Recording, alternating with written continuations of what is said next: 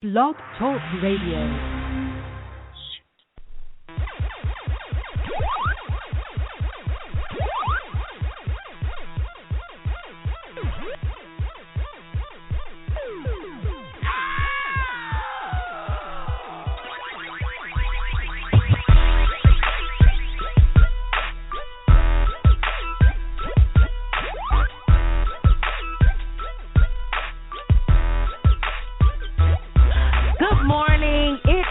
Monday, June the 29th, and after a hiatus of too long, you are tuned in to Game Over with Vashti and Sharona. I am Vashti Hurd, and alongside me I have my co-host Sharona, and I've missed you, girl. I missed you, girl, too. Long time no talk. I know. I'm so excited that we're doing a show today. Yeah, guys, life happens and things. It's just been crazy. I mean, these last couple of weeks, unexpected things coming up, regular work. It's just been hectic, and I'm glad that me and Sean have been able. It has been. We've been able to get back into the swing of things, and so we're going to have a great show today. We're going to start off with probably a two-part segment, or at least an extended segment of Game On or Game Over.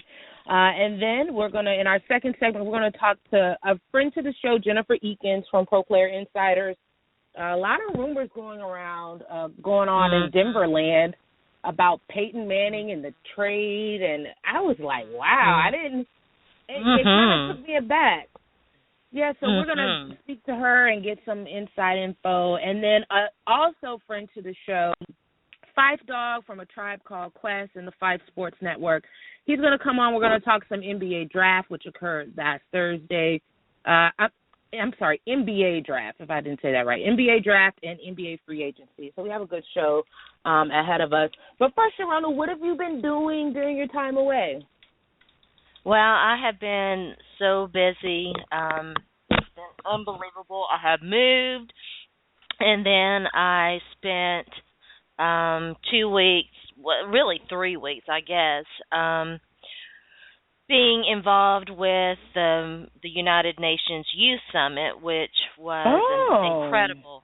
Yeah, it was an incredible event. I was extremely lucky to be part of the media team that covered that event, and hopefully get a chance to talk about that over the next couple of weeks. But it's it was amazing. There were 46, 47 young men and women from across the world.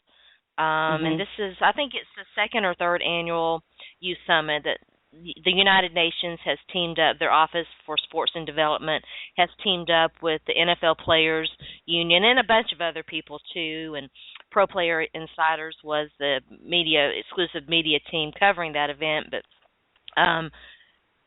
and next year it'll be, I think it's going to be overseas in Europe somewhere. I forget where, but there were 46, 47 young men and women from across the world, and they had amazing stories. Every single one of them had amazing stories, and so it was incredible to be there and to listen to them. Was this held in New York? No, this was held at IMG in Bradenton, Florida, and IMG has an amazing campus, and they were incredible to us. They were very warm and welcoming and thoughtful and helpful, and I can't say enough good things about all the people at IMG.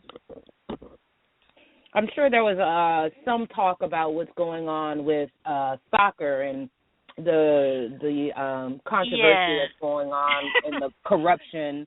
Was that a major topic that you guys spoke about? It's funny. We didn't really talk about the corruption these kids have seen, one guy, a paraplegic guy who was participating in the event and was amazing in the basketball wheelchair event. His village kicked him out. He was a kid that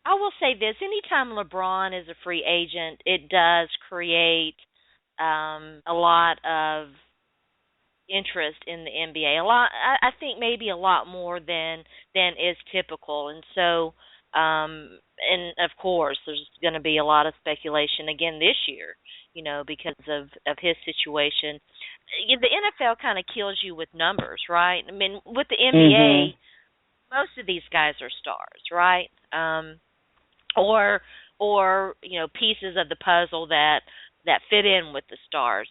Whereas the NFL, there's just so much, Right. everything's news, and there's so many guys and so much movement.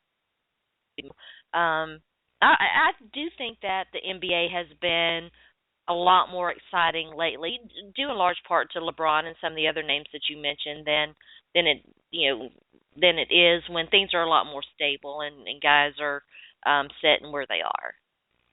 Yeah, now if this whole Peyton Manning to Texans, and then there's talk about Russell Wilson, whether he's going to be in Seattle. In the NFL, they try to get their contracts done before these guys even hit the free agency market, which is smart. But NBA, and then their contracts aren't guaranteed. There are a lot of differences between NBA free agency and NFL. Yeah. But all things considered, I'd have to say NBA is just a little bit more exciting, just because of the movement of your stars. You don't see that as much in the NFL, and I think that the Russell Wilson thing is interesting. It really is. We'll have and to apparently, talk about I read this morning that he turned down a Cam Newton-like offer because he wants to be the highest paid quarterback in the NFL. Maybe we'll get somebody to talk about that. I thought that was very interesting. Now, granted, I like Russell Wilson, and he is a Super Bowl champion, but I think he might think that he's better than what he is. And Sharona might fight me on this one, but Russell Wilson, in my opinion, is no Aaron Rodgers. And now, I'm going to have to say, you'll be surprised at this. What? The bloom is a little off the rose with me and Russell Wilson. I think that he's gone Hollywood. I think that a lot of the things that I've seen from him lately, I haven't really cared a lot for, and I didn't see that. It wouldn't surprise me that he would turn down, that kind of contract, and wouldn't surprise me if he isn't overvaluing what he brings. I can see the Hollywood thing with Russell Wilson now, going, all the pictures. The whole Sierra thing, at first I was like, it's a gimmick, and I still kind of think it's a gimmick for, kind of like like these athletes attach themselves to the Kardashians. He's kind of attaching himself to Sierra and broadening his scope. I think he's doing that to show himself to be this Tom Brady star quarterback. He's not. And he's not. He's not yet. Yeah, maybe. No, that's not. I mean, if that's the image that he wants to project, I wish him well. He's gonna lose. He'll lose me, But I'm sure he cares about that, right? I mean, that's a big thing for him. I'm sure. I never really was. I didn't dislike Russell Wilson. I just never really fell for that whole. You were always. I've always been skeptical. I've always been skeptical. I just couldn't fall. It was just something. I just wasn't falling for the whole, I'm just this humble guy and I'm just here. Nah, dude. I didn't fall for that. And now it's coming out. And, if you want to capitalize on certain things, more power to you. My thing is just don't front during the process. And I think that he might think that he's a better football player than he is. It will be interesting to see if he didn't have that defense that he has in Seattle and that running game, how good of a quarterback he'd be. All right. P. Diddy was hit with 3 felony accounts from his altercation with UCLA strength coach Sal Alosi. Alosi had been riding Diddy's son. Some people say bullying. I always use the word bullying. Allegedly bullying his son Justin for years because P. Diddy is a celebrity. And it had reached a boiling point, and we all know the story. Diddy went in, and there was some type of attack with a kettlebell, and So I wish I was just could have seen what happened. I haven't even seen the details. Like, did he hit him with the kettlebell? Like, that is ruthless. But I don't know. Game on or game over that Diddy was right for confronting the coach over his son's treatment. I say game over. We may disagree on this one. Listen, I understand, daddies want to protect their kids and all of that, but it wasn't his place to do that. And you know what? His son he better get used to it. It's a tough world out here. I agree with you to some extent, and I think there's a fine line because when you're in college, there's to be a maturation process that occurs where you don't need mommy and daddy to come to your defense anymore, and you're able to handle certain issues on your own. But also, I'm not going to let this strength coach get away with allegedly, and I believe it. So I believe that he was picking on Diddy's son. Oh, this guy, he probably was. His daddy. His daddy has all these hundreds of millions. Like I think he was hating, and I think that he was low key jealous. And I think some people who haven't grown up and been able to have things like Justin, he's never had to work a day in his life, and he never will. But that's not his fault. And as a coach and as an adult, you should be able to separate your hate for this guy's lifestyle. He didn't ask to be born to this hip hop mogul, and so he didn't. But you know what? He didn't. But you know what? I mean, if that's the worst thing that he ever I mean, come on. I mean, there are real world issues out here. I mean, that pales in comparison to what a lot of us quote unquote regular folks have to deal with on a daily basis. But still, there's no as a coach and as an authority figure on this team and as a leader, you should be able to handle yourself and conduct yourself accordingly. And I don't think he did. But on the flip side, to me, the fact that Diddy was running to his defense only adds more fuel to the fire. Oh, well, I said you were entitled, and I said you were this kid, you were this baby, and look at your daddy coming here and running to your defense. I think they're both. I think that they're both wrong. I'm not excusing this coach. He's probably a super douche, but a lot of I don't want to say most or even all coaches are, but it's a real thing, and there are a lot of them out there. I agree. But if he was bullying him more than he was other kids on the team, then I don't think that that's right. But who knows? Justin might have had this whole entitlement thing and felt like he didn't have to. There was something, and I don't know if you heard about this. Apparently, he wasn't working out with the other team, the team during the season. He was working out with his dad's personal trainer, and the guy was like, go back and work out with your dad's personal trainer, and like told him he couldn't be there during the off season. There are a lot of different things that I've heard, and if he was, I'm sure there are a lot of moving pieces. Yeah. If you're not working out with the team and you're working out with daddy's personal trainer, then okay, you're kind of asking for a little riding there. But who knows? We'll never know the full story. But game over to both of them. All right, Kobe Bryant isn't known for being the best teammate in the NBA. In a recent interview with Jamel Hill, he gave us a little insight into why he isn't the friendliest guy. He basically said, quote, friends can come and go, but banners hang forever. Such a Kobe-like statement. God. It really game on or game over. Game on or game over that Kobe will regret taking this unfriendly approach when he gets older.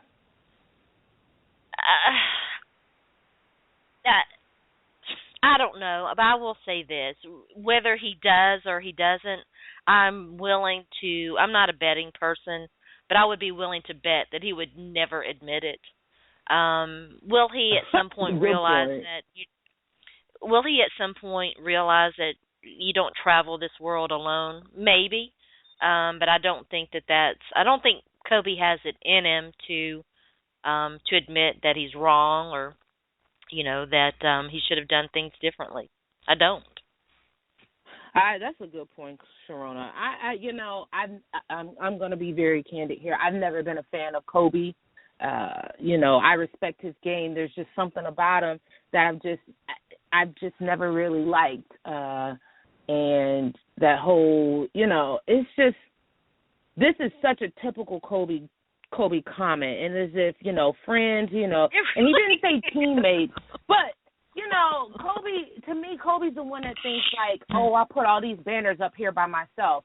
Like I didn't have stats that basically held me down for the first three, and then I didn't have the best power forward in the or the best center in the league in Pau Gasol when I got a couple others, and I didn't have Ron Artest who bailed me out in the finals when I was a complete no-show in that critical game. I think it was like 6 or 7 that last year Ron Artest was in LA. Like Kobe, nobody does anything by themselves in this world. And exactly. Kobe to me seems like the person who you don't even see him around his parents that much. Maybe he thinks he gave birth to himself and raised or himself his also. Wife. Like, or his wife. I don't get this guy. You don't even give friends come and go, but banners last forever. Banners aren't going to hold you down when you're sick in the bed and you need somebody to help you eat, or when you're feeling low and you need somebody to talk to just to provide you encouragement. You're not going to get that from banners. You get that from friends and family. And the fact that Kobe has this mentality as a 36-year-old, I don't know how old he is. To me, he should have evolved mentally further than this right here. I'm going to hold out hope that maybe once he reaches his 50s and 60s and he's really matured, that he will realize that this is not the type of mentality or the approach that you have to have. But like you said, Sharona, he would probably be too arrogant to even admit it. Well, it's about to get real for Kobe. His playing days are about to be over, and I'm very curious to see how his post-playing days play out. I can't really see him being the type that would be like a color commentator, somebody who would have enough personality to be like on an NBA, like a TNT crew. You know how Shaq like really just fit into that role. Kobe doesn't have enough personality. Maybe he'll go over to China where he's huge and just do paid appearances for the rest of his life. He'll be financially sound, but maybe he just won't have. Maybe he won't have any friends. Who knows? All right, with the recent tragedies that have occurred in the country, people are finally talking about race and race relations in this country. NBA great Kareem Abdul-Jabbar had an interesting take on reality TV's role in making things better. This is what he said in a article that he wrote. Quote, a lot of people look at Bravo's TV lineup of table-flipping, backstabbing, wig-wearing, felon-making reality shows as a clear sign of the cultural apocalypse. If people are actually watching these shows, they learned if people are actually watching these shows, they warn end times are clearly upon us. I think it's the opposite. The unrelenting pettiness of most cast members stewed with raw chunks of desperation for fame at the cost of personal dignity may seem unappetizing at first, but the harsh truths about our society that simmer beneath the frothy surface provide a tasty and hearty diet of insight and inspiration. That's why Bravo may be one of America's best hopes for eliminating racism. Game on and game over that reality TV is aiding in ending racism. I find this whole argument nonsensical. I don't understand what he's saying. I don't understand. I mean, I'm going to say game over. I don't think that it is really. I actually think that I'm not going to speak to the racism thing, but I will speak to being a woman and to the very difficult and hard path that women have. And I don't think that reality TV is helping that at all. I think that it's making it a lot worse because it helps perpetuate a lot of stereotypes that really are overplayed and over sensationalized by I say all the time, and I still believe this, and I will probably go to my grave believing this. The entertainment industry is not kind to women. I don't think that it really likes women, and I don't think that reality TV serves women well at all. You know, Kareem, I don't know if it's age or does he. I don't. For some reason, I can't see Kareem Abdul sitting down and watching a season of The Real Housewives of Atlanta. You can dress up BS and garnish it and put it on a plate with a lot of sides. And I'm describing how he tried to jazz it up with the words around it, but it's still BS. And for this guy, for Kareem, who, you know, is really a trailblazer, and he was pretty vocal about issues during the civil rights movement, for him to come out in his mouth, or him to say that Bravo is one of the best hopes to eliminate racism in America, he's clearly not watching the shows that I watch. Like you said, there are a lot of stereotypes that are perpetuated on these reality shows that do to me do the exact opposite. They paint a picture of women or even of black culture that is not a true representation of your average black person or woman. And so, you know, then again, Kareem Abdul-Jabbar isn't your average black person, so maybe he doesn't understand. But, you know, I was going to ask you that. Do you think that he does? I mean, I don't. Maybe he is so far removed from what the typical person is that he doesn't understand. He doesn't get it. That's the only thing that I can guess. I mean, he has this not. Is the guy he's who so once, far. This is the guy who once famously bragged about bagging. How many women was it? 1,000, 1,000,000. It doesn't matter. It's almost comical to me that he's even speaking on some of these issues. I mean, no wonder you couldn't make those free throws. Yeah, I just, you know, I would think that if with what's going on in Charleston, and I'm from Columbia, South Carolina, so, and I actually had an old friend whose aunt was one of the people who was shot in the massacre. Oh yeah, in Charleston. I'm so sorry to hear that. And with everything that's going on, to me, this kind of trivializes a very important topic by saying that reality TV is going to be what cures or what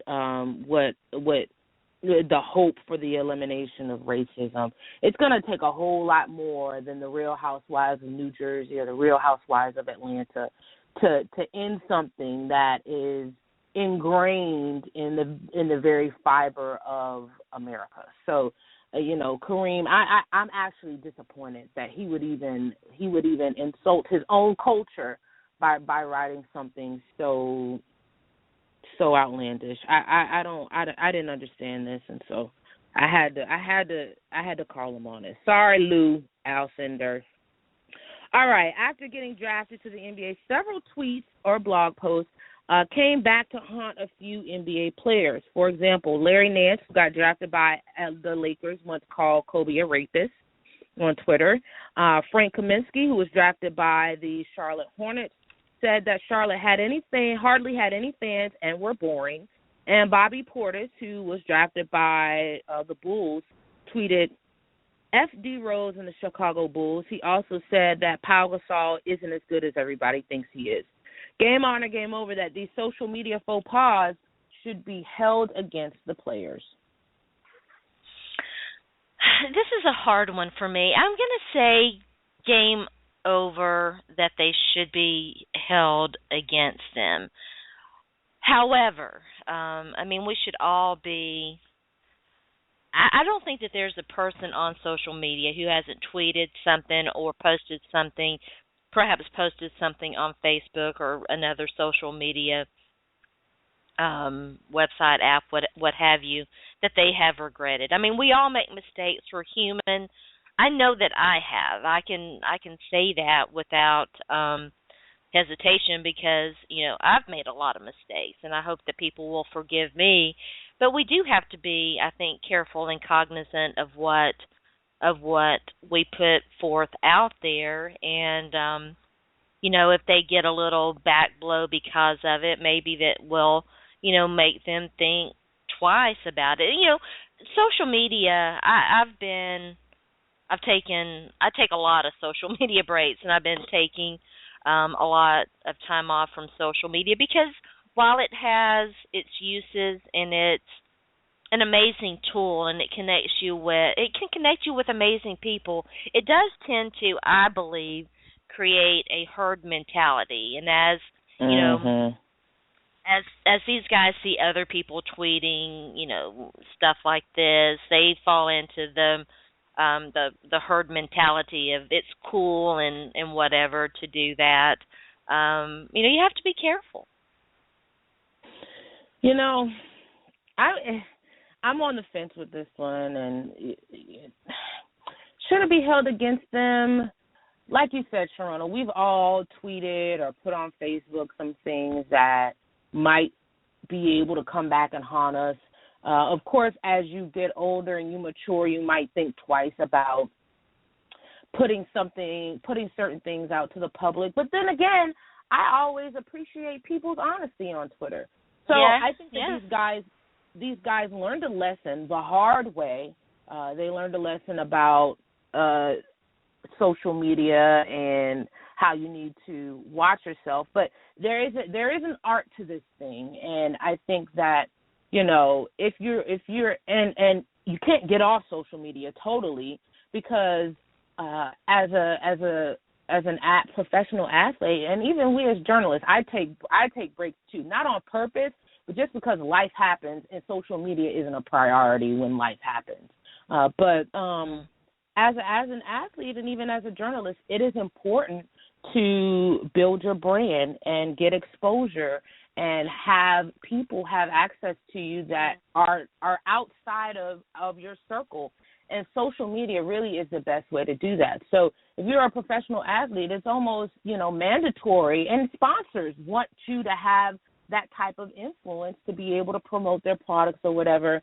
But to me, but there's a way to do it too. You know what I'm saying? There's a way to do it, and saying, fuck Derrick Rose or calling Kobe a rapist. Yeah. You can get your point across without using that kind of terminology, right?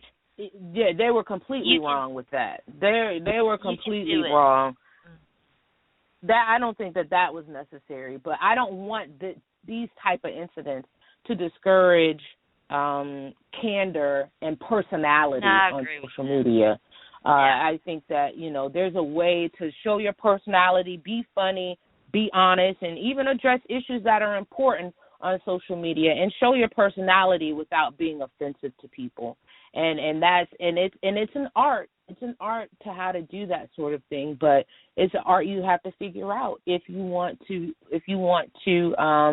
broaden your brand. So these guys have learned a lesson. Don't go on the social media calling people a rapist, especially if you're a good basketball player. But don't lose your personality. Joel Embiid is really good. He has personality. He's funny, and he's honest. But I don't really find his stuff offensive. So maybe they can look and see what he did or what he does on social media. Mm-hmm. Okay, some people were mad at Yahoo Sports' Adrian Wojnarowski. I always have a problem with his name. I just call him Woj. Who was tweeting during who was tweeting during the draft, the NBA draft. He was actually leaking the picks before they were announced on television. This is what he had to say to those who were upset. Quote, "Should I sit around and wait for teams to send out press releases when they've traded for a player or signed a free agent? I'd be out of work." So I just look at the draft as an extension of free agency or the trade deadline. When I have the information and it's accurate, that's when I'm going to report it, whether or not they've had their ceremony where they announce it. I can't even imagine not reporting news when you have it or not being told by somebody or have it or being told by somebody. I don't know how they do in the NFL, but come on. If you have news, you report it. Game on or game over that the NBA should take the NFL's approach to info leaking on social media about draft picks. Well, I didn't have, I guess I missed all this. I've not been on social media as much. In fact, I haven't been on it very much at all, and I've been involved with other things. First of all, I just have to say this. I don't believe Waj when he says, I don't know how they do it in the NFL. That's complete and utter bullshit. Of course you do. You're a reporter. You're on top of things. But I support you, right? I mean, I'm gonna agree with you. I think that if you have news that you should report it, and I don't have a problem with with what he was doing, what he was accused of doing. Yeah, listen, that how did Adam Schefter get to be as big as what he is? He breaks news. That's how Waj got to be as big as what he is. He breaks news. People that, there are all kinds of little niches in sports media, and that kind of niche can get you places. I completely agree. Listen, there are some people who don't have television, and they aren't able to watch the draft, and so, or don't have this cable. is their... They might have television, they don't have cable. Or you don't have cable, and you need a cable to watch the NBA draft. So, if they can figure out what's going on, there's sometimes you can look at Twitter and you get more of a idea of what's going on in the NBA draft or any type of event. It's like the BET Awards last night. That's always an interesting time on social media for me. But sometimes, people don't always have access to watch it. And you know what? There's a simple way to prevent you from seeing what his tweets are. You can mute anybody or you can unfollow him. Yeah. Right? It's just that easy. So if you don't want to see what he's tweeting in advance, then mute him. Mute him until after the draft. But there are others who want to know that information. Exactly. So, and look, there are even people who have TV and who have cable who like to watch things unfold on Twitter. That's their thing. They like that, I like doing both, honestly, because I like giving my input too. So, I think just people think, listen, people who have issues with this, nobody is going to stop how they conduct business, or in this case, how Waj reports news. And he's not going to stop how he does his stuff because you get mad, And I remember it was a big thing with the NFL because the stuff was getting leaked in advance with the NFL draft. And they stopped the stuff from going out or whatever. It's not that serious to me. But. All right, warranted or not, there is a little buzz around an Oscar de la Hoya return in 2016 to fight Floyd Mayweather. Game on or game over that anyone would want to watch these two fight next year? I'm sure that there are some people out there that want to see this fight. I don't think that there's a large population of those people. This is a money Mayweather strikes again. It's all a money making grab. He grabbed a lot of money with the last little event that he staged, and I'm sure this will grab some money as well. Let's see. Oscar de la Hoya is 42. He and Mayweather are around the same age, but Oscar de la Hoya has been out of boxing for quite some time, and Mayweather has still been boxing. No, I'm not interested. I really wasn't interested in Mayweather-Pacquiao. Matter of fact, I didn't even watch the fight. I ended up falling asleep. And so, at this point, Mayweather is almost done.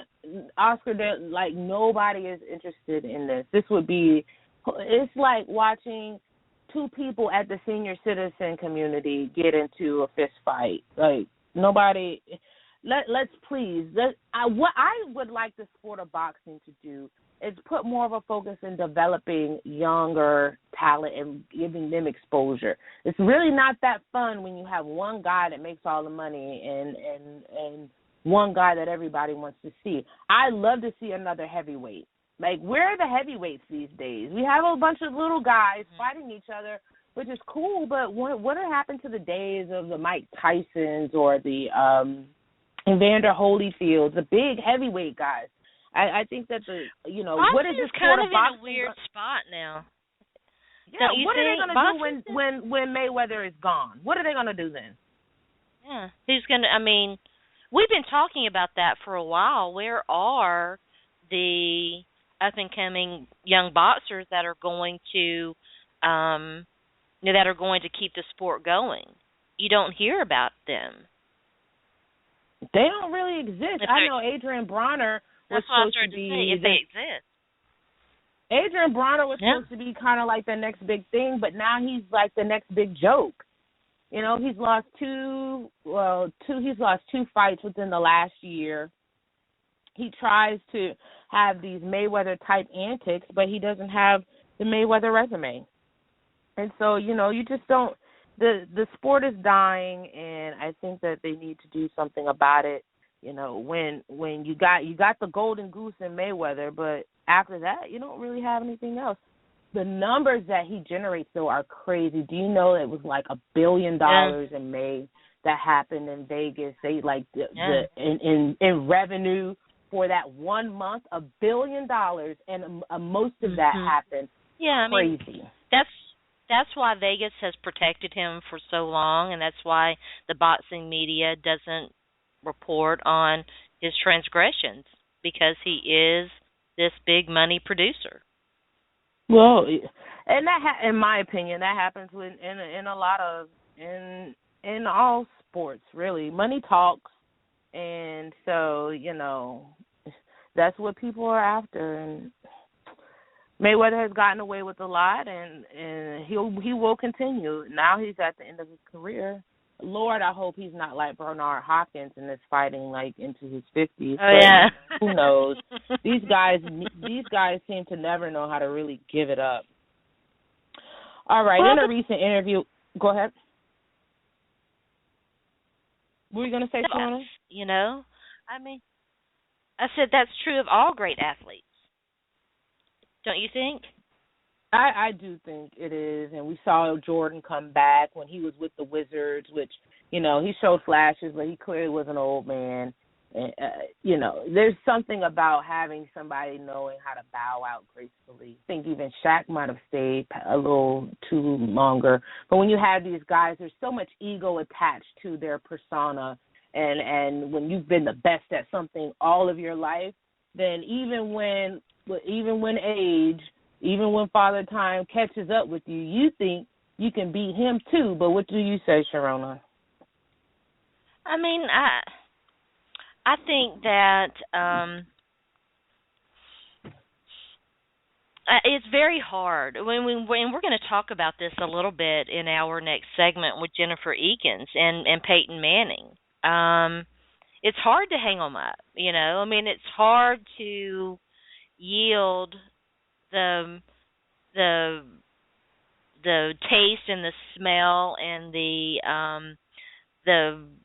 exhilaration of youth and glory and power and all that goes along with that to and accept the fact that it's passed you by, and you're no longer that great athlete, you're no longer that great pitcher, you're no longer that great runner. Your time is passed you by. It's hard. It's hard to do that. Yeah, and you have this saying about Father Time that he's undefeated or something that you say. Mm-hmm. He's undefeated. So, you're never going to beat him. Period. Point blank. Dot. Nope. I don't care how good you are. You can postpone it, and it'll be interesting to see if Adrian Peterson can defeat him. He's so far so good, but At some point you're gonna lose that battle.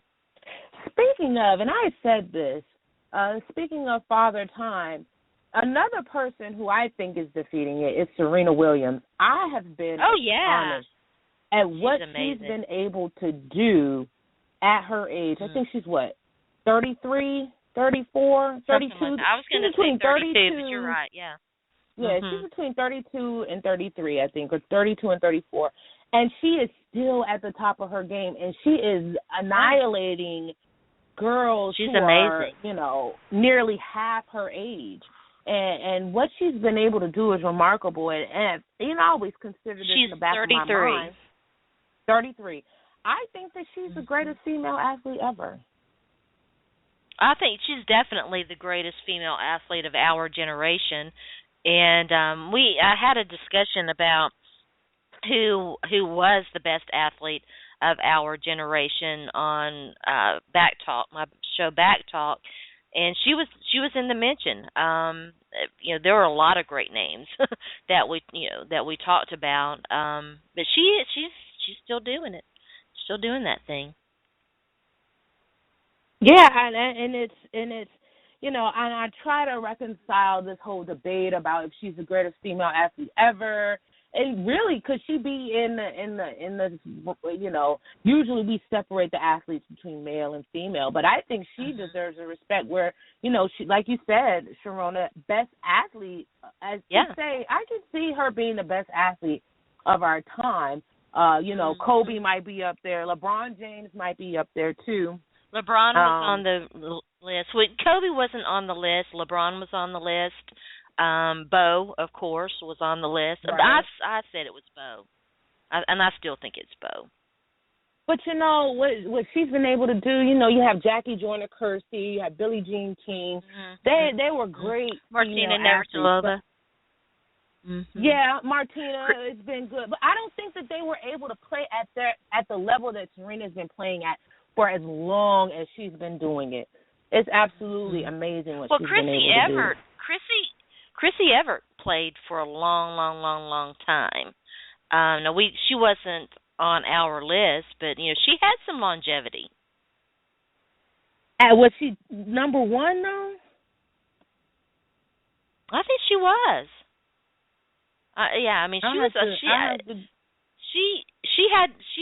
She had to have been number one for at least 5 years, I would say. Yeah. Well, that's a good argument to have. Of course, I'm sure that there'll be some type of list coming out, but I really can't see them putting anybody else. If we're separating male and female, I can't see them putting anybody. I can't see them putting anybody over Serena at this. I was about to say Sharona. I can't see anybody putting anybody over Serena at this point. That's right. Don't put nobody over. Don't put Sharona in a corner, Vashti. One of the interesting parts of that discussion was what's the criteria? What criteria should you use to evaluate who the greatest athlete of our generation is? Bo was a multi-sport athlete as a professional, which is extremely hard to do. LeBron is in the discussion with Michael Jordan as the greatest basketball player of all time. Longevity has to be part of it. It does. Well, Deion Sanders was but see, the thing is, I think back in the 90s, you were allowed to be a multi-sport athlete. These days, these guys aren't even allowed to be a multi-sport athlete. Could, Russell Wilson, could he be a baseball player too? Pretty sure he could. If LeBron James wanted to play football, do you think that some of these NFL teams will give his big old behind a tryout at tight end or maybe even defensive end? I think so. So these guys don't have the flex. I don't think we'll see another two-sport athlete like a Bo Jackson. I don't think teams will allow it. I think that they don't allow it anymore. And in their defense, you can understand why. They don't want to, they've got this guy under contract, and they don't want to, they don't want to lose him to an injury to another sport. Right. So these guys don't have the flexibility to really explore their athletic potential. But, you have to give props to a Bo Jackson. Bo Jackson actually was here in Charlotte for Cam Newton's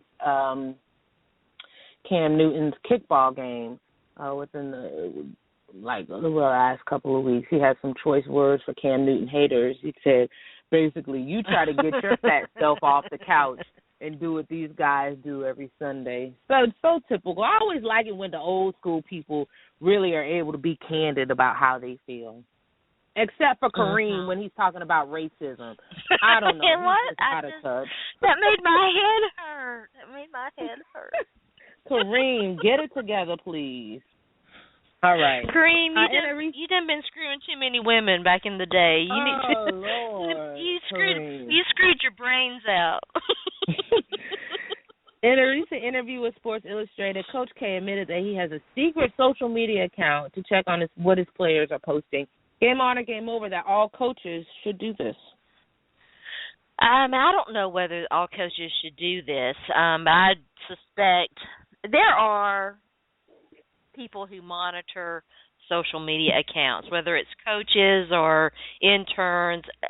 I would venture a guess that every single team does this. Now, should coaches do it? I suppose if they, if they have the time. I just can't imagine that a coach of, Coach K's caliber has a lot of free time and that he uses that free time. I think the threat, to me, I think it's the threat. He was like, well, I'm gonna put this out there. Maybe they'll be more careful. But I just don't see him having the time. Well, he actually does. From what I've heard, he actually does do it.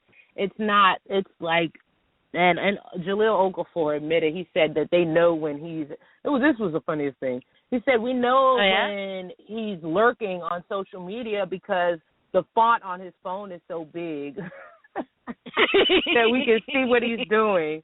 Now that's funny. I think he does it like while they're on the plane coming back or something. I think that's good. But if they're really doing it, then how does a Larry Nance, who went to I think he went to Wyoming, how does he do that Kobe rapist tweet? Like, I would think that if I were monitoring my players, or I had like a social media coordinator, which I think all universities have these days, that were monitoring these guys' tweets, I would say, look here, dude, you might want to delete this because, you might not want to call one of the best players in history a rapist on social media. It might come back to haunt you. You never know. So I think it's being done. Yeah, it's not being monitored as much as it should. We had a tweeter say, let me find it. Daily Beast Mode said, youthful indiscretion might play, but I would not want to be Larry Nance Jr. at practice this year. And I wouldn't either. Kobe tried to say that, it's cool, he was young, but you better believe it. This guy says he doesn't care about friends. He's gonna try to annihilate this guy in practice. It sounds all good and gravy. He don't care about friends, but he knows. He knows his enemies. You don't care about friends. You are thuggish. Are there any other tweets? Well, let's see. Charlie also weighed in on the Kobe thing. He said, game over. He likely gives 0 Fs. Which I don't necessarily disagree with that. Terrence Brown said, in regard to the coaches thing being on having secret social media accounts, he said, game on, some athletes need a social media wingman. I would agree with that. I think that is absolutely the truth. Let's see. Allie said, we were talking about Waj. She said, I specifically stayed off of here for NFL and NBA draft, but I wanted to watch because I wanted to watch them on my own. But she agrees with Waj. You report the news ASAP. Cindy, our girl, her snarkiness said,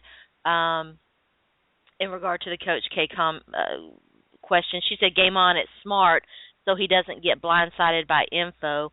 And, yeah, that's a great point. You stay abreast of what's going on. And, it's a good way to get to know somebody, to see what they tweet and how they interact and what they do on social media. It's a good, people try to present their best appearance to you, right? So, it's a good way to get to know people. And so, yeah. Yeah, it's social. People try to act like social media doesn't mean anything.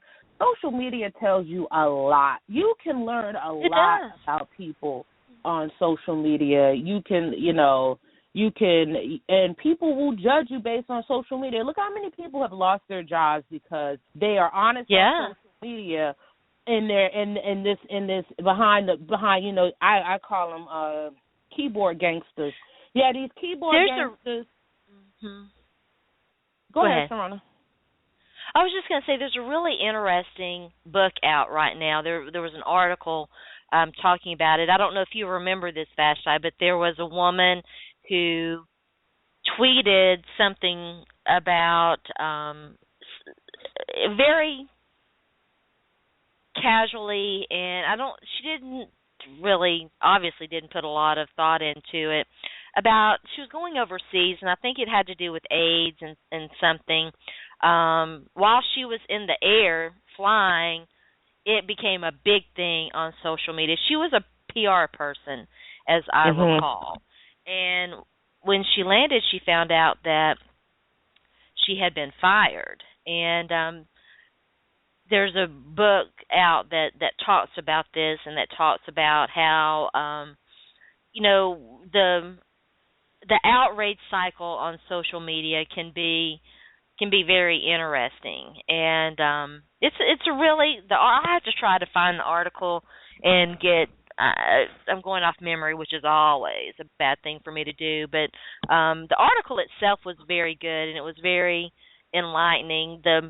One of the people who first reported it and was responsible for all the backlash and for her firing sat down with her and had a conversation with her. I believe it was on Gawker, if I'm not mistaken. It was excellent. It was very good. Well, it's these days your employers, current and possibly future, everyone is going on social media, and what you put on social media says a lot about who you are and what's important to you. And people put things that are important to them on social media. That's why you see people post their kids and stuff, or, people go to the club a lot. They go to the club. If you are really heavily into the gym, you post that. So, that's what it is, and, you got to be careful. All right, guys, we're going to take a break. That was a good segment, Game On or Game Over. When we come back, we're going to have Jennifer Eakins with us. We're going to talk some Broncos football, Peyton Manning, trade rumors. So stay tuned in. You're listening to Game Over with Vashti and Sharona.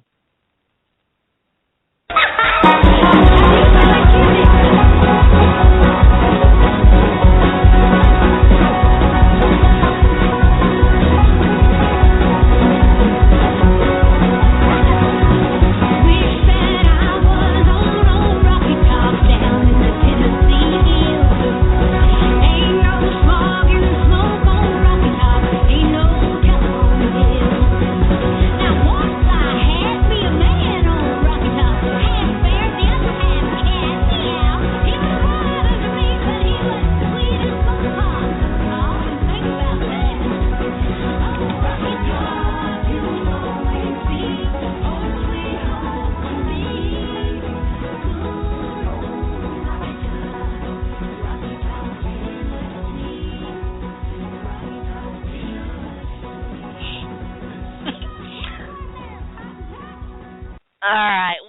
back. I'm laughing, you guys. I sent Jennifer a message. I told her, I was like, girl, listen, I'm going to apologize in advance to you for the bumper music that I'm going to play. If you don't know, Jennifer's a good friend of this show. She's been on here a lot.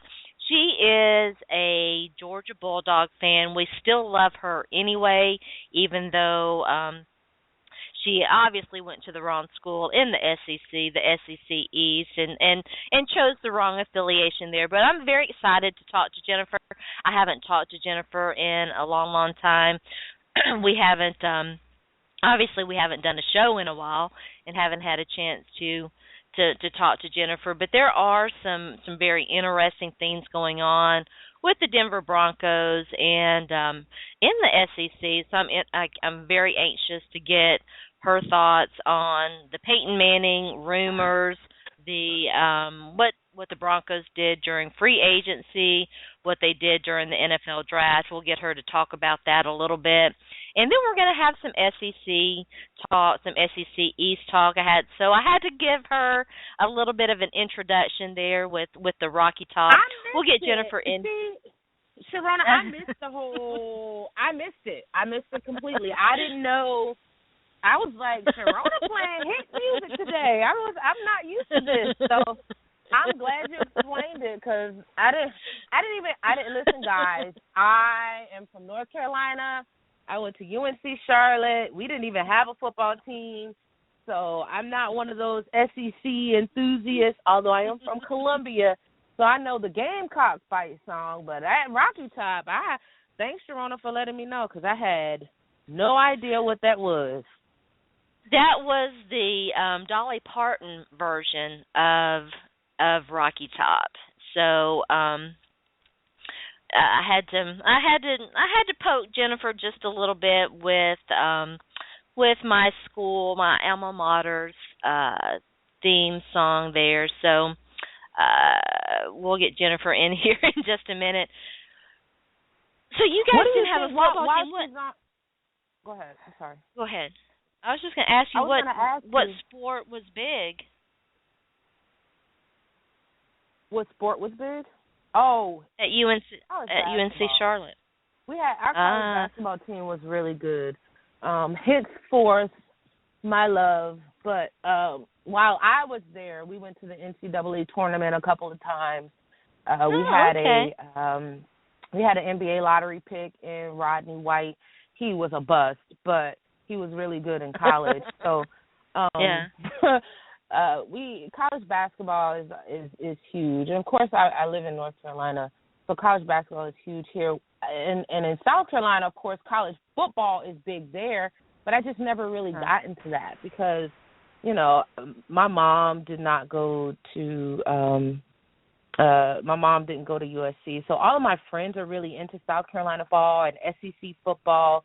And I, you know, I know it now, but I just didn't grow up with that love for SEC football. So I can really say that I'm unbiased when I talk about college football. Now, college basketball, I might have a little bit of loyalty towards certain teams, but yeah, I didn't put it together at all. So I'm glad you told me. But here in Charlotte, it's all about college basketball. But we do have a football team now. So oh yeah?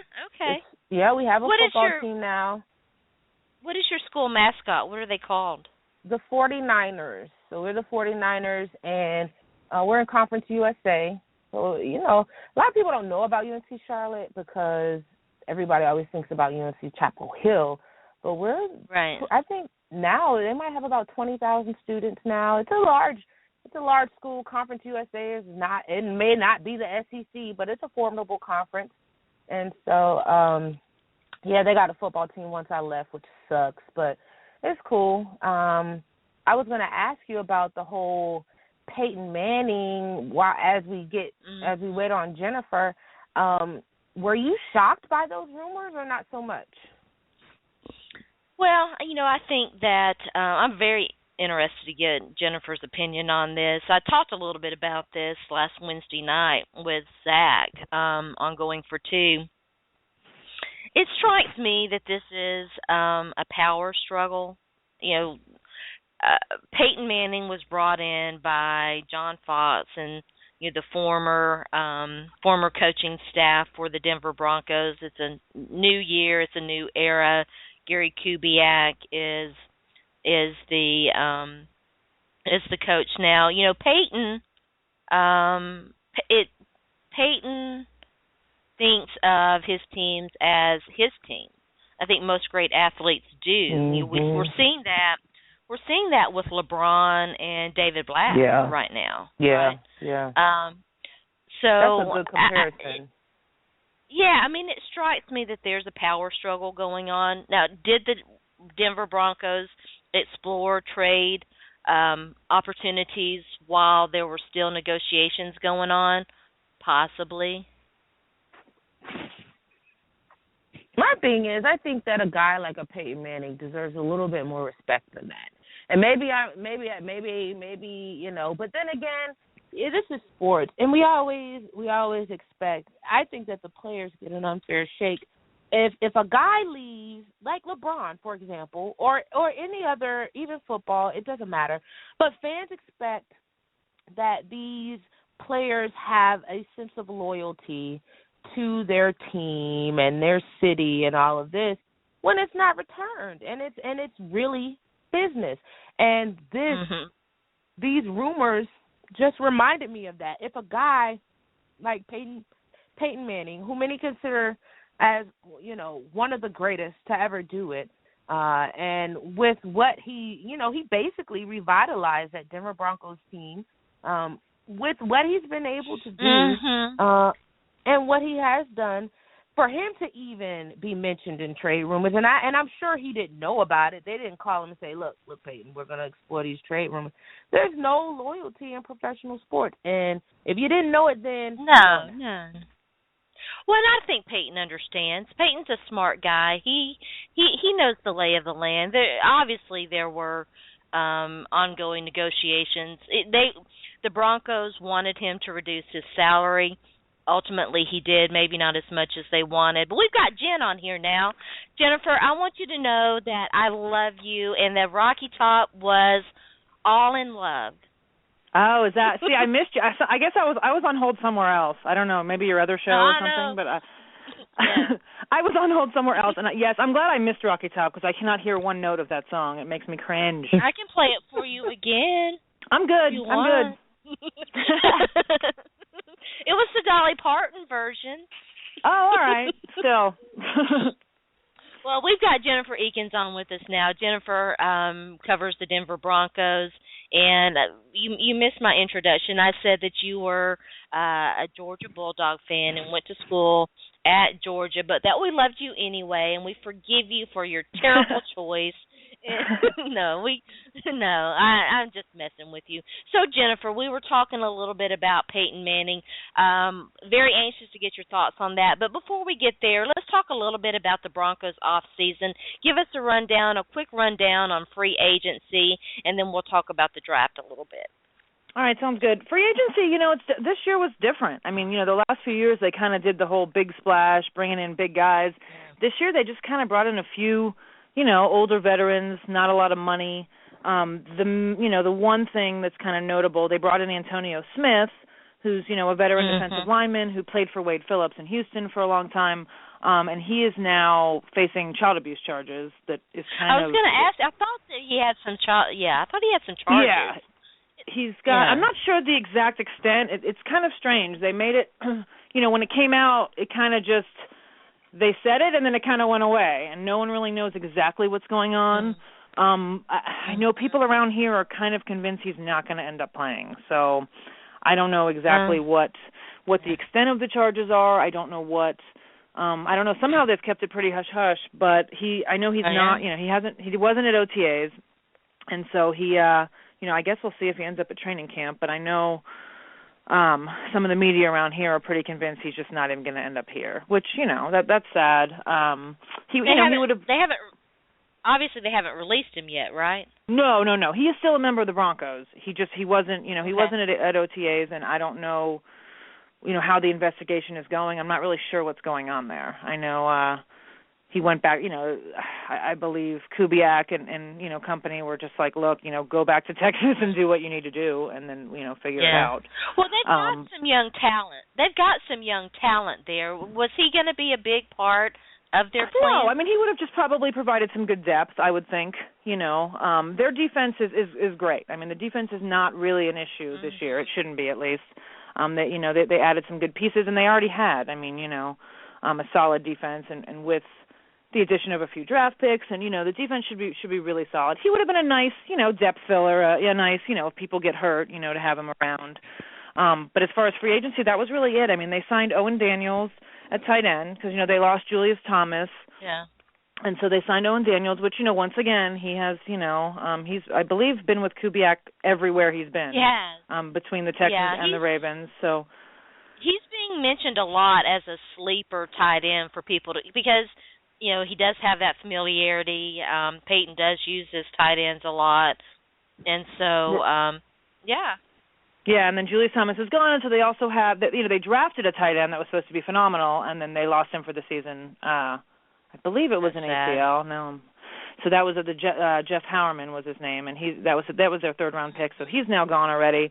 But they re-signed Virgil Green, who showed some good promise last year. He's young, but he's good. So I think between those two, they'll be fine at tight end. And then, they added a couple other pieces. They lost Raheem Moore, so they brought in a guy named Darian Stewart that was on the Ravens at safety, so he'll probably likely start there. So, free agency was just kind of filling in small pieces. No big splashes this year, just kind of, filling in a few holes. I think overall positive, though. How do you rate their draft? Did you like what they did in the draft?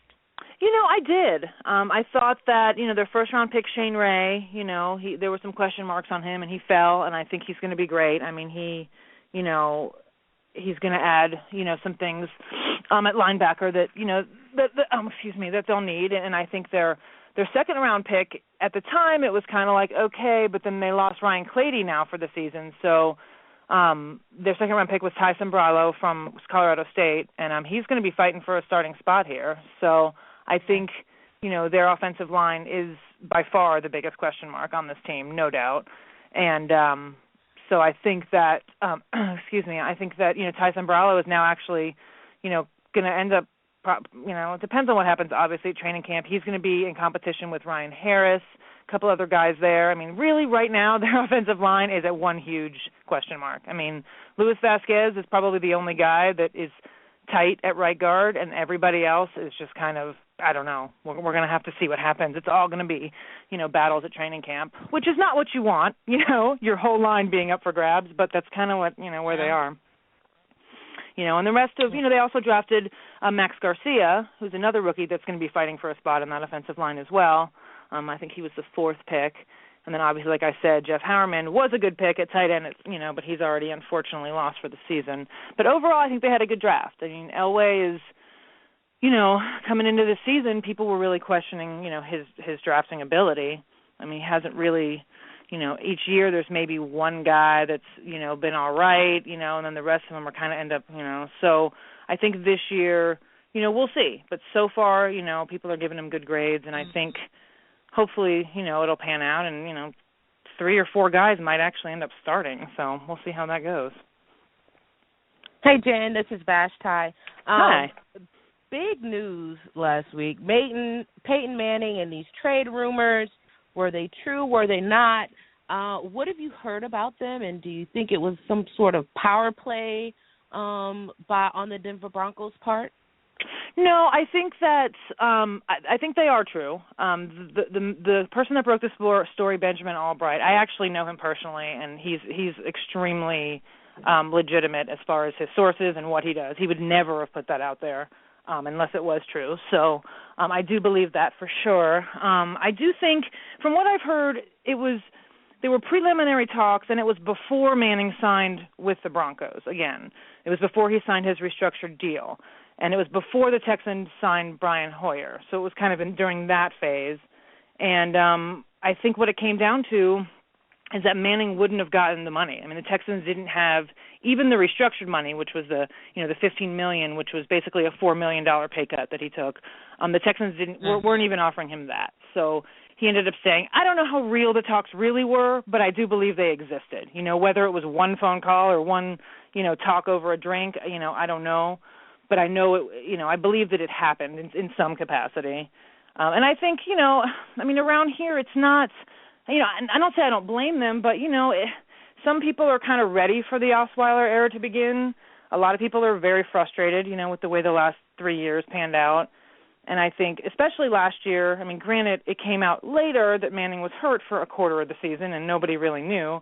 But, last year was frustrating. His play was not, he didn't perform, the way that we're used to Peyton Manning performing. And I think some people, there's a lot of new, this year with the Broncos. You have a new head coach. You have 2 new coordinators, and so I think some people are kind of ready for the Osweiler era to begin. So I think the fact that they even tried to shop him, it doesn't really surprise me that much, I guess, yeah. Well, I'm glad that you could, because there were a lot, it always seems to happen when somebody breaks a report like this, something that was shocking to a lot of people. But they tried to discredit Benjamin Albright, and so I'm glad that you know him personally. Yeah. You can I do. I say completely that this trust was, that. Yeah, because I always hate it when guys break these sort of news, and the first thing they do is come after the journalists when the journalists usually get their information from a credible source. So, so you're saying that, some people are calling for Osweiler. Do you think that he is the answer? Will Peyton possibly regret coming back? Unfortunately, we just don't know. Osweiler has had zero. He just hasn't had a chance, and a lot of it, unfortunately, is due to Peyton and Peyton's work ethic and the way he is. And he won't, he won't sit out. We all know that. Even if he's hurt, he's in there. And even if the Broncos are way ahead and it's a non-divisional game and it doesn't even matter, he still won't let Brock get in there. And so it's kind of, I think frustrating for people because we really don't know what we have here. He's played a couple snaps here and there, a couple, a series or two, but, and his contract is going to be up and no one really knows what they have. So I'm thinking, the talk around here is that this year, he's going to get in a lot more and Peyton's going to have to give some of that up. And I think physically, we're at a point, he's 39. After what happened last year, I would think he'd be ready to kind of give it up a little bit and be fresher, maybe, if they do end up in a deep playoff run, to be able to have him there, that maybe once they've wrapped up the division, maybe kind of, they'll let Brock get in there and see what they have. Because unfortunately, other than, training camp and whatnot, no one really knows what they have. I will say this year in OTAs, Kubiak took a very different approach than in the past with other coaches, in that a lot of the veterans sat for a lot of OTA. It was a lot of the young guys and the new guys, and so Brock got a lot of reps there. So, we'll kind of see when training camp comes around what happens. But, unfortunately, I know I just spoke a lot in circles, but the truth is we don't really know. No one really knows what they have yet. We had a discussion about guys who are like a Michael Jordan or like a Peyton Manning, who just never seem to really know when to walk away, they love, know? Mm-hmm. Oh, yeah, for sure. And I know for him, there's a lot of records, that he was chasing, that, he's gotten a lot of them, but, he's still labeled with that, failure in the playoffs, choke in the playoff, that kind of thing. And I'm sure he'd love to get one more, before he walks away, but I don't know if it's going to happen. Hey, Jen, yeah. I got to ask you, do people really think that Brock Osweiler is the answer? That's kind of weird to me. Yeah, I don't hear a lot of people really thinking that, but then again, there's kind of the, maybe. I don't know. They have to figure something out because, like I said, his contract is Sure. up and he's going to want to go somewhere where he can play. He's not going to hang out again, And if not, they have to start over. Manning, we know, physically does not have much left. But right. I will say, according to everybody that's around, he's had a phenomenal, beginning of the season so far. His OTAs, apparently he looked really good. He's healthy, he's ready to go. But who knows if that's real hype or what? I haven't seen it physically in person yet, so I'm not sure. And I know this year, last year training camp was closed because they were redoing Dove Valley, and so this year training camp is open to everyone. So everyone will get to see. We'll know pretty quickly, how he looks. Yeah. But I mean, I would hope and think that they have some kind of something else in mind, whether they end up going for a veteran, next year at free agency, or I don't know. We just, with Brock Osweiler, it's just so up in the air. And it's sad that after 5 years, it's still up in the air, but that's really where it is. He just hasn't had a lot of play. That's the thing. That's the thing. You would have thought if he really was this great guy in waiting that you would have seen more of him. Yeah, I mean, I have personally. I'm sorry, go ahead. No, you please. No, I was just saying, personally, out of my eyes, I haven't seen anything fantastic from him, but then again, I don't know. I mean, when he's come on, it's, like I said, he gets like one series, and, I think he had one touchdown last year to Virgil Green at some, late in the season, but, overall, we haven't seen much either way, so well, they say the backup quarterback is the most popular guy on the team for a lot of fans.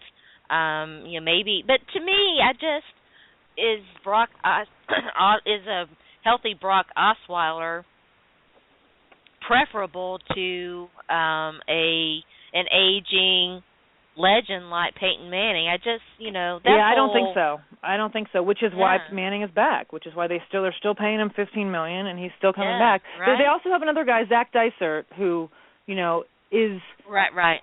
Mm-hmm. He's shown some good stuff in the past. So I think we'll see what he does at training camp. I'm sure he's going to come out and ready to compete for something. We'll have to see. I mean, the Manning thing it's a very interesting kind of storyline in that he's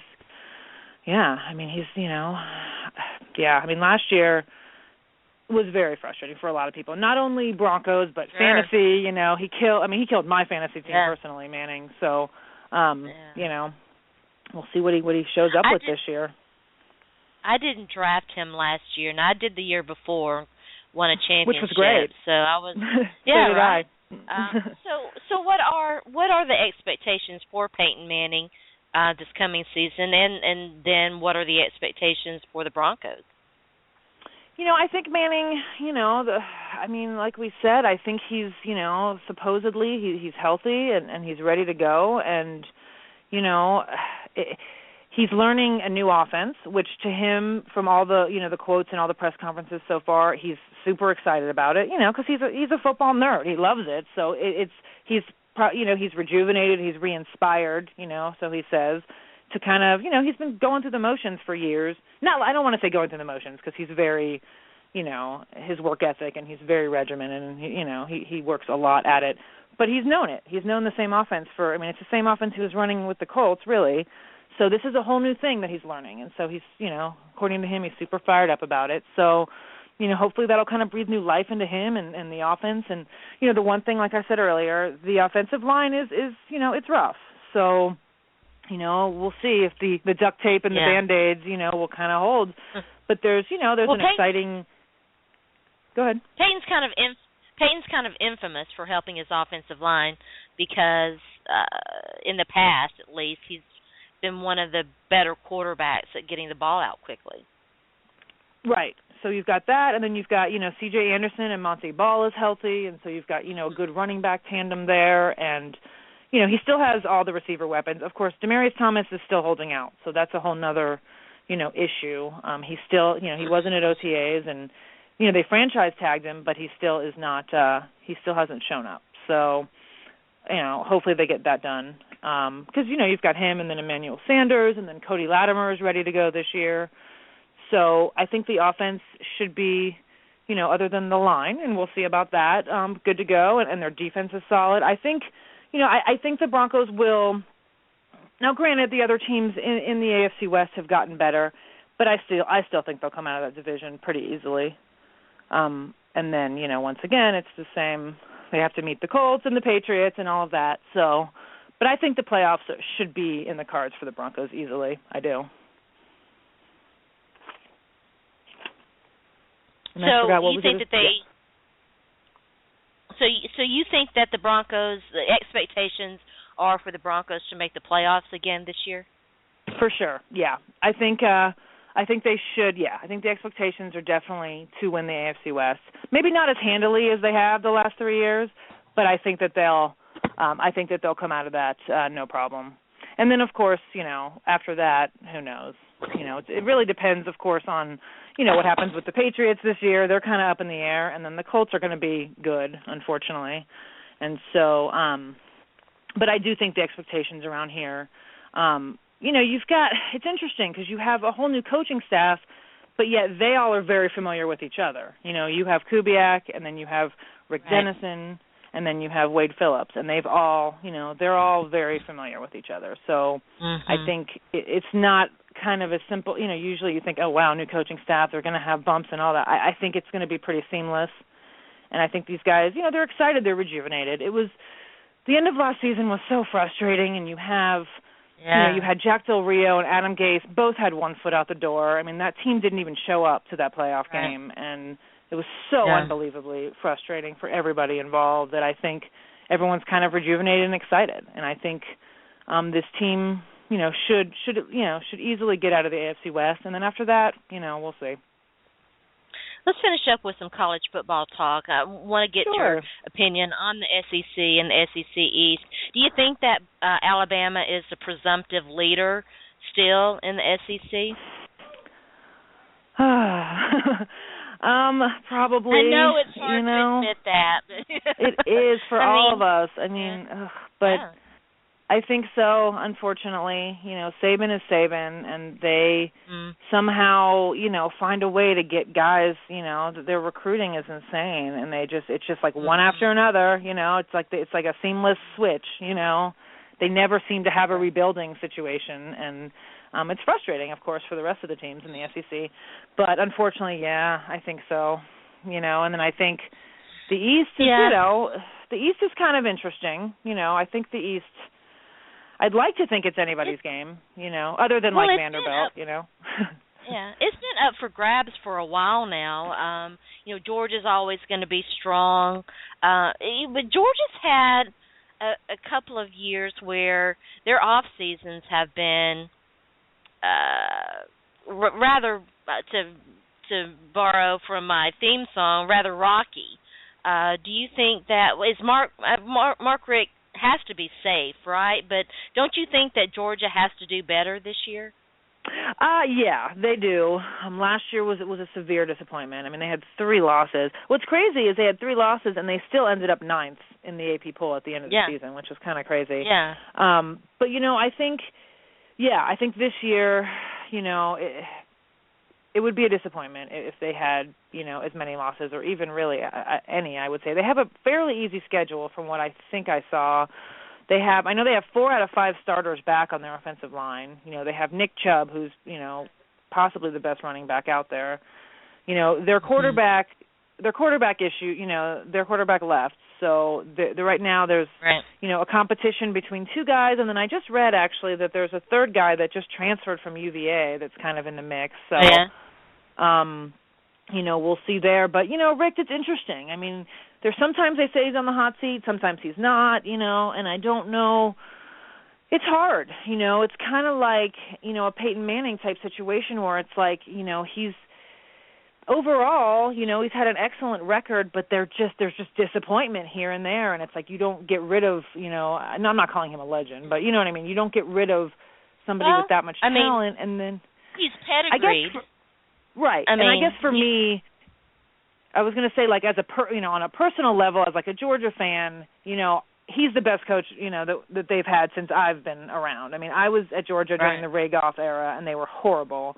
So to me, even getting where they are every year is a success. But it's just frustrating. I just want one championship, just one, and it just never happens. I mean, they've won, it's super frustrating. But I think that. Do you think that the Vols are going to be a legit threat?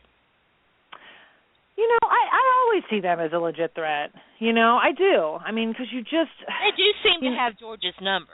They do. Georgia's really struggled with them. Mm-hmm. For sure. So I never count them out. I mean, the only team I really, Vanderbilt's really the only team, and Kentucky.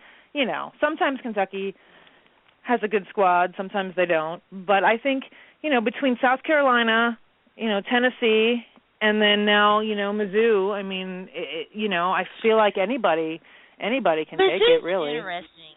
Yeah, Mizzou's interesting. People, when it was announced they were coming into the conference, everybody was like, oh, they're not going to do anything. Do you think, are they fluky, or are they taking advantage of what do you think about them? Yeah, I don't know. I'm kind of torn because I was the same way at first. I was like, all right, fine, let them in, whatever. And then now it's like, whoa, wait a minute. Like, who are these guys? Yeah. And so I don't know. I mean, I guess we'll have to see this year. This will be, what, the third year? Yeah. Or, I mean, I guess, I don't know. So far they've shown up. I mean, they're definitely... Right. Yeah, so I don't know. I guess we'll have to see this year because, at first I was just like, all right, sure, let these guys in, whatever. And now it's like, wait a minute, who are they and why did we let them here? Great. So yeah, we'll have to see what they seem to have. They seem to have recruits. Yeah. Interesting times in the SEC. Great stuff as always, Jen. Tell everybody out there where they can find you. And by the way, welcome to the Pro Player Insiders team. Thank you very much. I've been, unfortunately, right now I've had Colorado. We've had some crazy rain, and our basement has flooded 3 times in the last 6 weeks. So I have been kind of on the, I know, I've been in like recovery house mode and I've been writing a little bit, but not much. So really just, Pro Player Insider for sure, and that's really it right now as far as sports go. So I will be there. Follow Jen. You can follow Jen on Twitter at the Monday Mommy. And as always, it's a pleasure to have you. Before we go to our quick break, we're going to be back with Phife Dawg from a tribe called Twest talking NBA. I got to apologize. I had my NBA players all mixed up. I'm sorry, Kareem. I had you mixed up with Wilt. So poor Vashti. I'm crazy, so ignore me. Again, apologies. I noticed that, but I wasn't going to bring you out on air. You're all right. You should. No, you can check me anytime. I don't mind. Shoot. So, anyway, I'm crazy. So, we're going to take a quick break. When we come back, we're going to talk some NBA. So, stay tuned in. You're listening to Game Over with Vashti and Sharona.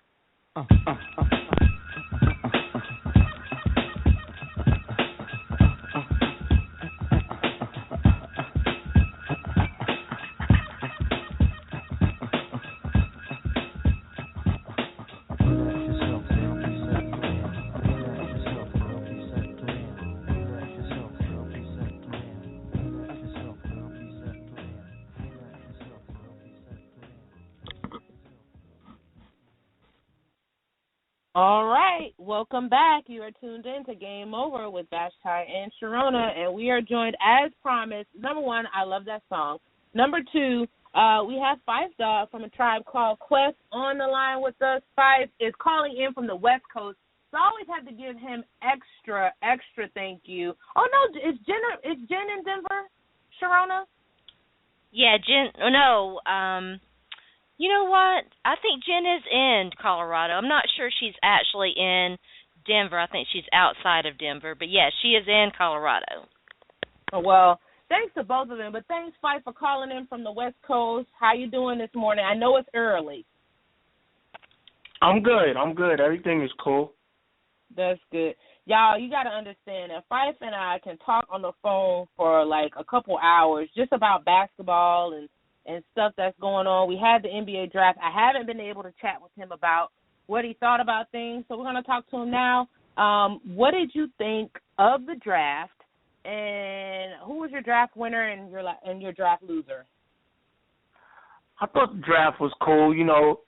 It's always exciting with the exception of 2013 when Cleveland picked Anthony Bennett. Like, that just, threw me for a loop. I remember that. But, I thought it was exciting. I think the LA Lakers definitely set the tone for the evening, you know what I mean, and basically made all my predictions kind of wrong. But I think the winners would be the Lakers. I think D'Angelo Russell is a stud. I like his swagger. I like his vision. I like the way he handles the ball. And I definitely love his confidence. And, by having the Big Ten Network, I got a chance to at least see 10, maybe 11, 12 of his games with Ohio State. And win or lose, he was in charge, and I just like that about him. So I think the Lakers may have won. I think Miami won by picking Justice Winslow. I think Detroit got a good pick with Stanley Johnson. He's going to be ready from the start. As far as losers, I'm not sure what Boston is doing. Philadelphia is definitely, Sam Hinkie is definitely strange. Despite getting Jahlil Okafor, I think he's going to be a stud as well. But everything else they did, they picked like 2 centers, 3 power forwards, 2 small forwards. I'm like, yo, what are they doing exactly? And then the Knicks, I think, lost as well. I'm going to ask you about the Knicks later, y'all. Phife is a Knicks fan, so we got to ask him about that pick. I'm going to ask him about that next. But I do have a question about the Lakers. You liked the Russell pick over Okafor.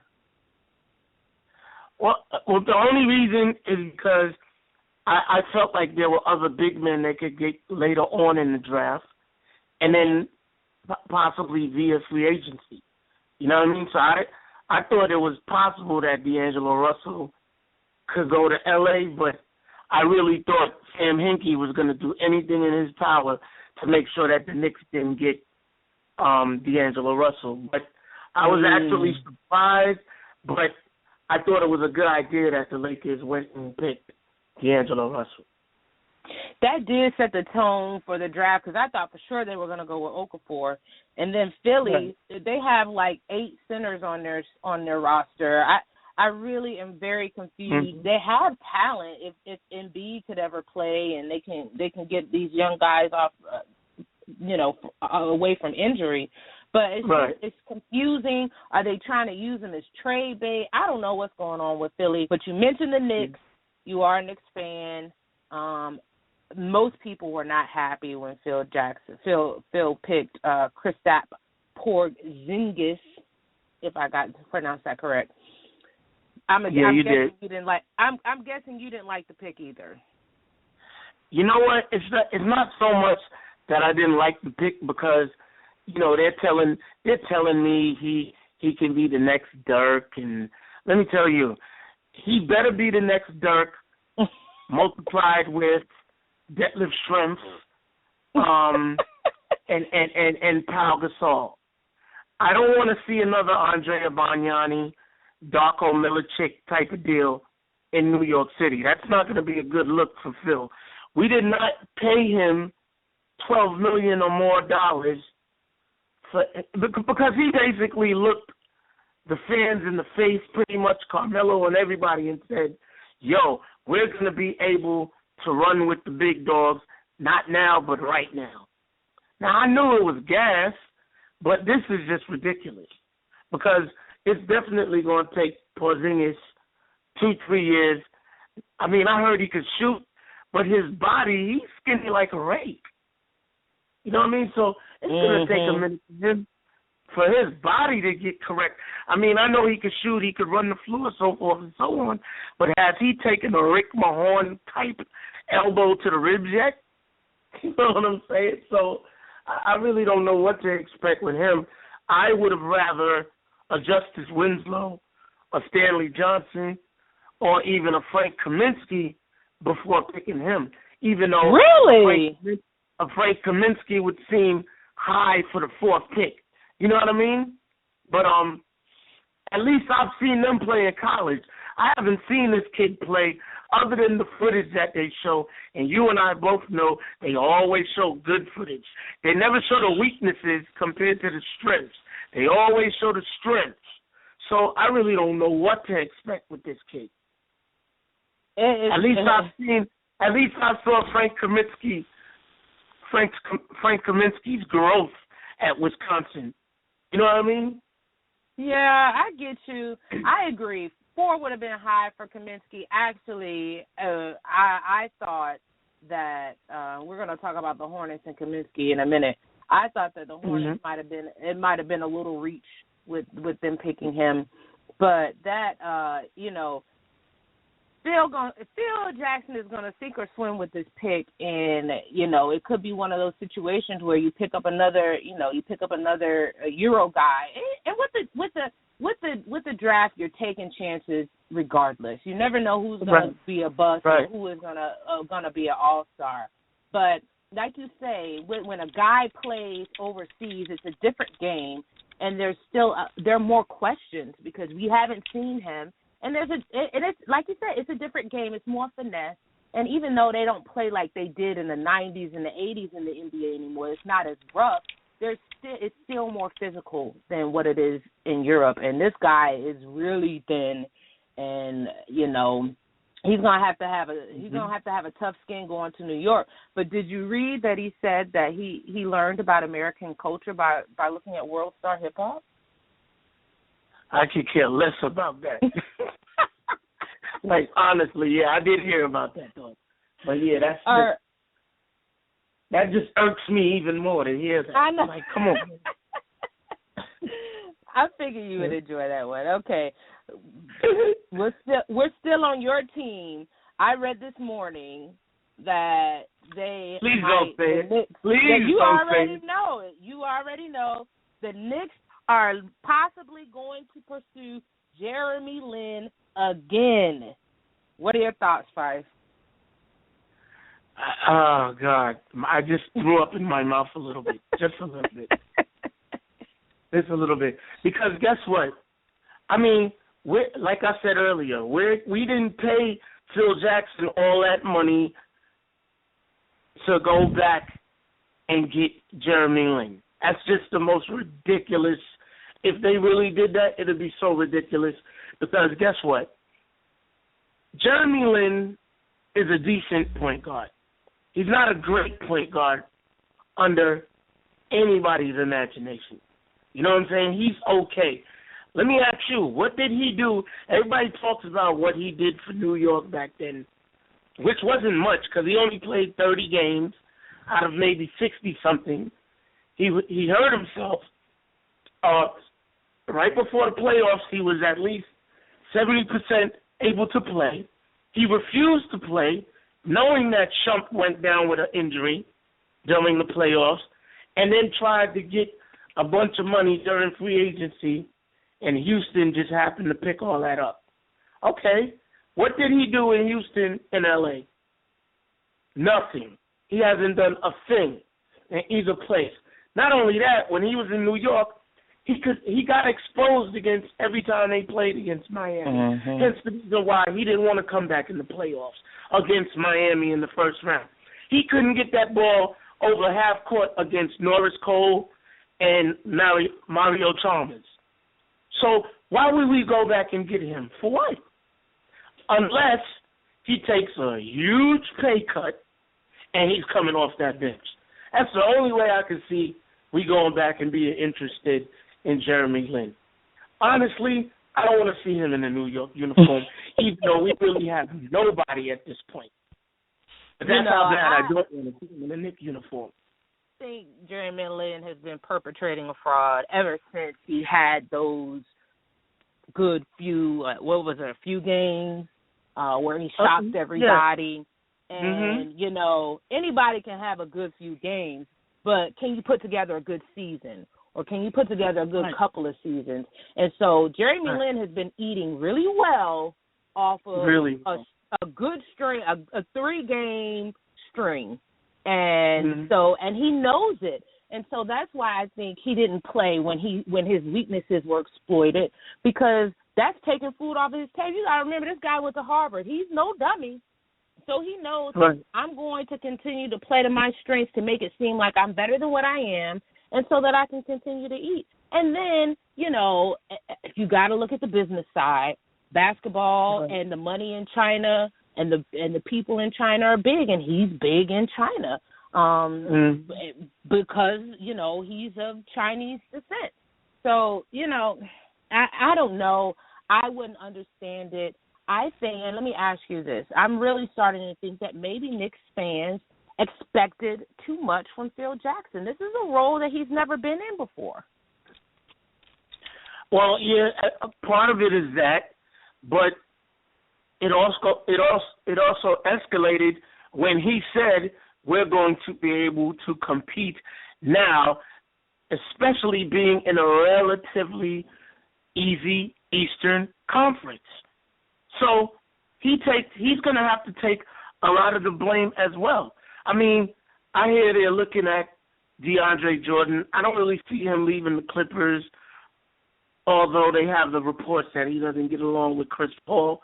But where is he going? That he's going to be he wants to be the man, from what I hear. Where is he going to go that he could be the man shooting 40% from the free throw line, for one? You know what I mean? Like, he can be an all-star if he comes to the Eastern Conference, but he has to fix that free throw shooting at the end of the day. Secondly, he hasn't been a center to whom they call plays. He gets his points from putbacks and running the floor and alley-oops and dunks, things of that nature. But it's not like Olajuwon posting in the blocks, working his way a little bully ball and he's laying it up or he's dunking. It's not like he gets plays called for him like that. So I don't know where he could go in the NBA and be, first option like that. Maybe second option if he came to New York, because it would be Melo and then it would be him. Okay, fine. But, I don't really see it. But back to Jeremy Lin, man, listen, I don't even get that one. They're talking David West. They're talking Jeremy Lin. It's almost like those type of players would be cool to, if you want to take time, and because 2016 will be a really nice free agency period. Sad thing for the Knicks is we don't have a first-round pick in 2016. So I don't know what's going to happen.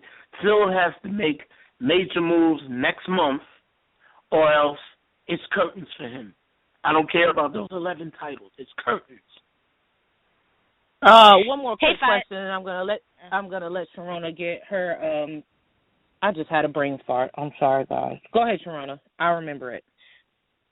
That's all right. Hey, Phife, it's Sharona. Thanks again for joining us. You kind of touched on this, but let's talk about the Hornets and Frank Kaminsky. They selected him over Justice Winslow. They also reportedly turned down a trade from the Celtics that would have given them several first-round picks. Was that the right decision? Doesn't seem like it's very smart. Why or why not? I don't think it's very smart if the Celtics were offering several picks, but at the same time, I don't know what those several picks were or could have been. First round picks, reportedly. Yeah, I would have went with the picks. Because I really don't know how Kaminsky's going to fit in, and also they need a two-guard. They definitely need a two-guard, even though they just received Nicholas Batum, who could defend at the 3 and the 2, and you still have Kid Gilchrist, so that's not bad. But I would have went for quantity and quality, to be honest. Mm-hmm. You know what I mean? If you're going to get a bunch of first-round picks. I would have went for the pick. Who do you think was the biggest steal of the draft? I think Miami definitely got away with murder with getting somebody as talented as Justice Winslow. Mm-hmm. I know Miss Vashti over there thinks I hate Duke, and I do. Listen, I was shocked that you're giving him these props, right? I mean, hey, you know me. I call a spade a spade. Like Duke again has a nasty, nice little squad coming in this year. I hate to admit it, but it's true. They do. But but Justice Winslow is definitely a steal. Miami got a steal with that. I think Detroit got a nice pick with Stanley Johnson. He's NBA ready as far as what I saw him a couple of games with him playing at Arizona, as well as high school out here in California at Mater Dei. And who else caught a steal? I like Cameron Payne going to Oklahoma City. He gives them a lot of depth. I like his game a lot. Very, very much a sleeper. So Those are my winners right now. Those are my steals right now. I actually was surprised that Montrezl Harrell fell to the second round. I've always liked his game. I think that he could really be, with his arm length, his athleticism, and he just seems to have that edge, that you need to be successful on another next level. I'm surprised that he dropped to the second round. Yeah, I'm surprised he fell that low as well. But another steal was Jerry and Grant going to the Knicks. That kind of eased the pain. That kind of eased the pain with the initial pick that the Knicks had. So, yeah, I like that one a lot. I like his game a lot. Hey, Phife, next up is NBA free agency. Obviously, the big news is going to be what LeBron will do, but where do you see some of the bigger names going, like Kevin Love, DeAndre Jordan, LaMarcus Aldridge, Marc Gasol? I think before yesterday, finding out that Kevin Love was hanging out with LeBron James in L.A. or whatever, before yesterday, I had a feeling he was going to go back home. He's from Oregon, so he could go to the Blazers. He played his one college ball, his freshman year at UCLA. I could see him going to the Lakers. But after finding out about yesterday, I could see him staying in Cleveland. I could see that possibly happening. As far as DeAndre Jordan, like I said earlier, I could see him staying with the Clippers. LaMarcus Aldridge, I could see him going to San Antonio. And Greg Monroe, I'm hearing he might sign with Boston. So we'll definitely see. What about Marc Gasol? This is what Sharona, I'm glad you asked that question. That's what I was thinking. There were rumors during the season that Phil Jackson was going to target Marc Gasol to come play for the Knicks. I'm guessing with that draft pick that might not be happening. Well, honestly, Marc Gasol grew up in Memphis. He played his high school ball in Memphis, being that his brother played his earlier years in Memphis. Right. And the team has been playing very well, so I really don't see any reason for him to leave Memphis. You know what I mean? He's almost the king of Memphis now. He is. He absolutely is. Being the Grizzlies have been making the playoffs the last couple of years, beat the Spurs in first round a couple of years ago. So I don't really see him leaving Memphis for any reason, except maybe money. But his team is winning. They're winning. They don't have a point guard. They've got a nice. They've got some young players. The Grizzlies are building a good team there. I can't imagine him leaving either. Right. I don't see him leaving at all.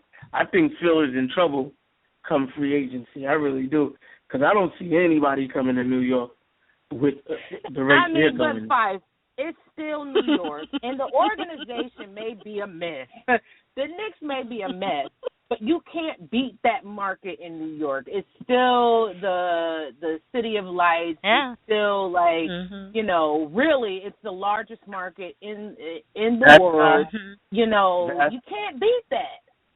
Vashti, it's hard for me, so nobody knows this better than me. However, come on, man. Amari Stoudemire, $90 million, really? Carmelo came through. They traded basically the whole team just to get Carmelo at the time. Let's not forget Isaiah Thomas as GM. I don't even want to talk about how much of a circus it was with Eddie Curry and Stephon Marbury and nobody has wanted to come to New York since Ernie Grunfeld was in control. And then Donnie Walsh came. Donnie Walsh came and performed a couple of miracles, and then James Dolan let him go back to Indiana. And now we're back to square one. Do you know where we messed up? Remember, we were second in the East 3 seasons ago when Jason Kidd was there, right? Then they messed that up and gave Andrea Bargnani $40 million. I still can't believe they messed that up. Who's coming to New York? That's crazy. Yeah. So I could care less about the market. It's just a facade at this point. You know what I mean? And I hope I'm wrong. I really, really do. Because it's a 42-year drought since we won a championship. I am angry. It's like piping mad. You know what I mean? So I hope you're right. I really don't see it. Just trying to be logic. Just trying to think with some logic here. That's all. You know. Well, I'm glad you brought Jason Kidd up. I remember Vashti and I talking about that. That was crazy. Yeah. Andrea Bargnani, are you kidding me? And then you go out and draft this kid? I'm like, oh, my goodness. Well, one more quick question, Phife, before we let you go. We talked earlier in the show about tweets, and, you have heard, I'm sure you heard about Larry Nance calling Kobe a rapist, and Frank Kaminsky said it was boring in Charlotte and they hardly had any fans. Do you think what these guys do in college as far as their social media, do you think that should be held against them? I mean, they should know better for the simple fact NBA teams are going to do a background check regardless. So it should come back to haunt them, to be honest. You know what I mean? Kaminsky's tweet, it's not a big deal. It is what it is. But Larry Nance Jr., whether what he said was correct or not, you have to be careful what you say. Now you have to go in there. You get drafted by Mitch Kupchak and company, and L.A. Lakers, that's Kobe's team, period. I don't care who goes to that team. It's Kobe's team. So you got to watch what you say. But I think if he could show and prove in summer league that he could bring a smidgen or something to the table, it'll be squashed with Kobe. Because at the end of the day, Kobe just wants to win basketball games. Period. Point blank. That's it. But if you're a scrub and you're talking junk, he's going to make that young man cry. I don't care what his pedigree is. I don't care what his DNA says, what his pedigree may be with his father being Larry Nance Sr. or whatever. It doesn't matter. Kobe's going to make that young man cry. He's going to want to get traded or stay in the D-League, for all I know. All right, fine. Yeah. I agree. Kobe wants to win games, but he's not going to forget that, I mean, he'll hold on to that, too. He's not. He's going to be like, you bum? You want to talk trash, you bum? That's what's going to happen in practice. Yeah. That's exactly what Sharona said. That he's gonna give him the business during practice. I'm sure he will. Yeah, he has five reasons on his finger why he could make that kid cry and want to leave the Lakers. Oh gosh, Kobe's so mean though. He got to get over that. Yeah. All right, fine. Yeah. Thanks for joining us. Let everybody know where they can follow you. On Instagram is Phife Sports Network, as well as I Am the Phifer. On Twitter, it's the same thing. And that's about it, All right, Phife. Yeah, thanks for calling in. Appreciate it. Thank you very much. Thanks for having me. Have a great one. All right. You too. All right, Bye-bye. guys. Great show. Shout out again. It was a great show. It was so great to talk to Vashti again. It's good to be back, and it's like we picked up right where we left off. So we did. We're gonna try to get right back into the swing of things. And you was gonna let me slide on that Wilt Chamberlain, Kareem Abdul. You know what? I thought you were talking about Wilt Chamberlain, and I was gonna say something, but then I thought, well, maybe he did. I mean. Maybe he did get the ladies. I'm sure he got the ladies. He did. Yes. Yeah. I'm sure Kareem smashed a lot of women in his day. So I was going to let that ride. Because, he did it you too. the best. You the real MVP, Vashti.